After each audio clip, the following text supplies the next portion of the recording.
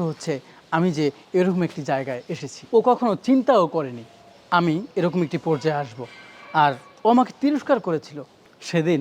ও আমাকে এতটা অপমান করেছে, বিশ্বাস করবা, এমনকি ও আমার গায়েও হাত তুলেছে। একটা মানুষ কতটা খারাপ হলে, কতটা নিচু হলে এ কাজ করতে পারে। আমার অবাক লাগে একটা মানুষ এত সহজে কিভাবে তার ভালোবাসাকে ভুলে যায়, কিভাবে সব কিছু সহজে অস্বীকার করে।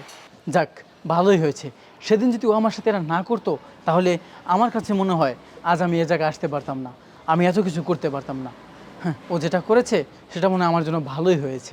রাহি, জানি যে তোর মানতে কষ্ট হবে ইসমাইল এত অল্প সময়ে এমন একটা পর্যায়ে চলে এসেছে। কারণ তুই যদি ওকে ছেড়ে না যেতি তাহলে আমি কখনোই ওকে পেতাম না।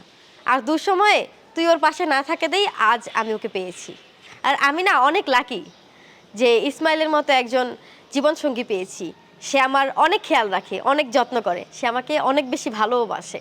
তোকে একটা কথা বলি, সবসময় না সবাইকে টাকা দিয়ে বিচার করবি না। কারণ টাকা কম বেশি সবার কাছেই থাকে, কিন্তু ভালোবাসা, কেয়ারনেস এটা কিন্তু সবার মধ্যে থাকে না। আসলে টাকা দিয়ে তুই হয়তো অনেক কিছুই পাবি, কিন্তু একজন কেয়ারিং জীবনসঙ্গী পাবি না।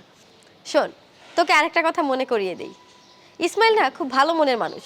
যে মানুষকে ভালোবাসতে জানে, শ্রদ্ধা করতে জানে, সে সম্মান কি জিনিস সেটা জানে।